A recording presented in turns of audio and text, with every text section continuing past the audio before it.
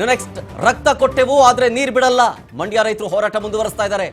ಕಾವೇರಿ ಕೊಳ್ಳದ ವಾಸ್ತವದ ಅರಿವು ಸಿಡಬ್ಲ್ಯೂಆರ್ಸಿಗಿಲ್ವಾ? ಕಾವೇರಿ ಕೊಳ್ಳ ಖಾಲಿ ಆಗಿದೆ. ಸಿಡಬ್ಲ್ಯೂಆರ್ಸಿ ಕಣ್ಣಿಗೆ ಇದು ಕಾಣಿಸ್ತಾ ಇಲ್ವಾ? ಮತ್ತೆ ತಮಿಳುನಾಡು ಪರವಾಗಿ ಸಿಡಬ್ಲ್ಯೂಆರ್ಸಿ ಆದೇಶ ಕೊಡ್ತಾ ಇದೆ. ಇದೀಗ ಈ ವರ್ಷದ ವಿಚಾರ ಅಲ್ಲ ಅಥವಾ ಈಗಿನ ವಿಚಾರ ಅಲ್ಲ. ಮತ್ತೆ ಮೇಲಿಂದ ಮೇಲೆ ಸಿಡಬ್ಲ್ಯೂಆರ್ಸಿ ತಮಿಳುನಾಡು ಪರವಾಗಿ ಆದೇಶ ಕೊಡುತ್ತೆ. ಹೀಗಂತ ಮಂಡ್ಯ ರೈತರು ಆಕ್ರೋಶವನ್ನ ಹೊರಹಾಕ್ತಾ ಇದ್ದಾರೆ.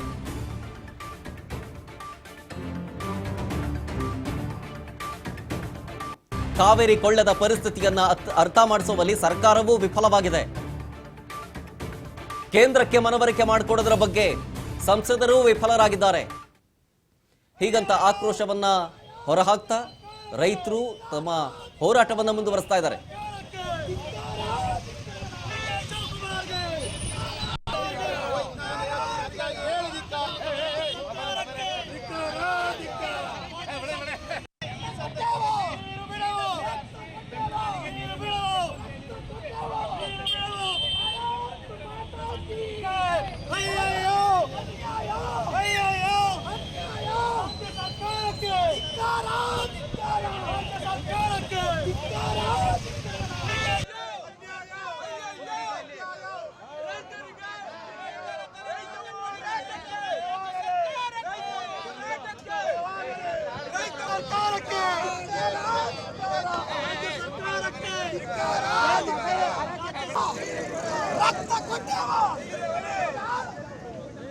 भारत माता की भारत माता की डीके शिव कुमार गए धिक्कार धिक्कार ಈ ಕ್ಯಾಚ್ಮೆಂಟ್ ಏರಿಯಾ ನೋಡಿ ಕೊಳ್ಳೇಗಾಲ ರಾಮನಗರ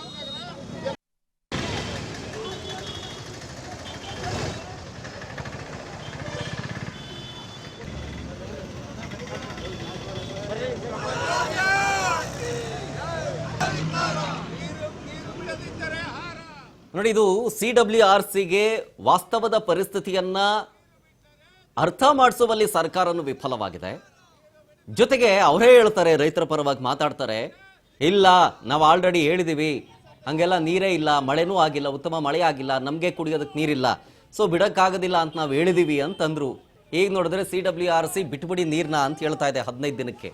ನಾನು ಹೇಳಿದ್ನಲ್ಲ, 14 ಲಕ್ಷ ಅಂದಾಜು 14.5 ಲಕ್ಷ ಲೀಟರ್ ನೀರನ್ನ 15 ದಿನಗಳ ಕಾಲ ನಾವು ಬಿಡಬೇಕು ಟೋಟಲ್ ಆಗಿ. ಈಗ ನಮ್ಗೆ ಕುಡಿಯೋದಕ್ಕೆ ನೀರಿಲ್ವಲ್ಲ. ಒಂದು ಕಡೆ ಮಂಡ್ಯ ಭಾಗಕ್ಕೆ, ಮೈಸೂರು ಭಾಗಕ್ಕೆ ಇದೇ ನೀರಿಂದ ರೈತರು ಬೆಳೆ ಬೆಳೀತಾರೆ. ಮತ್ತೊಂದು ಕಡೆ ಬೆಂಗಳೂರಿಗೆ ಕಾವೇರಿ ನೀರು ಸಪ್ಲೈ ಆಗುತ್ತೆ ಕುಡಿಯೋದಕ್ಕೆ. ನಮ್ಮ ಬೆಂಗಳೂರಿನ ಜನ ಇದೇ ಕಾವೇರಿ ನೀರು ಕುಡಿಬೇಕು. ಈಗ ಅಲ್ಲಿ ಕಾವೇರಿಲೇ ನೀರಿಲ್ಲ, ಅದರಲ್ಲೂ ನಿಮಗೆ 14.5 ಲಕ್ಷ ಲೀಟರ್ನ ಒಂದಷ್ಟು ನೀರನ್ನ ರಿಲೀಸ್ ಮಾಡ್ತಾರೆ ಅಂತಂದ್ರೆ ಈಗ ನಾವು ಕುಡಿಯೋದೇನು ಬೆಂಗಳೂರಿನ ಜನ? ಹೇಳ್ಬಿಡ್ಬೋದು, ಬೆಂಗಳೂರಿನಲ್ಲಿರೋ ITBT ಸೆಕ್ಟರ್ನಲ್ಲಿ ಕೆಲಸ ಮಾಡೋರು ಅಥವಾ ಕರ್ನಾಟಕದ ಬಗ್ಗೆ ಗೊತ್ತಿಲ್ಲದೆ ಇರೋರು ಯಾರಾದರೂ ನಾರ್ತ್ ಇಂಡಿಯನ್ಸ್ಗಳು, ಅವ್ರಿಗೆ ಗೊತ್ತಿರಲ್ಲ ಈ ವಿಚಾರ. ಅವ್ರು ಕುಡಿತಾ ಇರೋ ನೀರು ಕಾವೇರಿ ನೀರು.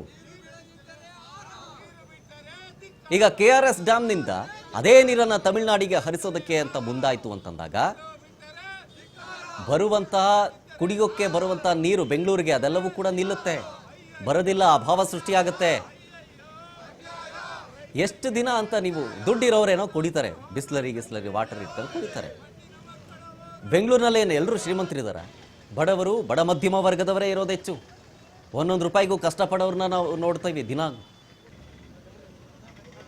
ಇಂಥ ಸಂದರ್ಭದಲ್ಲಿ ಕುಡಿಯೋದಕ್ಕೆ ನೀರಿಲ್ಲ ಅಂದಾಗ ನಿಜಕ್ಕೂ ಇದು ಒಂದು ಊರಿನ ಸಮಸ್ಯೆ ಅಲ್ಲ, 2 ಊರಿನ ಸಮಸ್ಯೆ ಅಂತಲ್ಲ, ಇದು ರಾಜ್ಯದ ಸಮಸ್ಯೆ. ಕೇವಲ ಆ ಭಾಗದ ರೈತರು ಪ್ರೊಟೆಸ್ಟ್ ಮಾಡ್ತಾರೆ ಅನ್ನೋದಲ್ಲ, ಇಡೀ ರಾಜ್ಯ ಒಗ್ಗಟ್ಟಾಗಿ ನಿಲ್ಲಬೇಕು.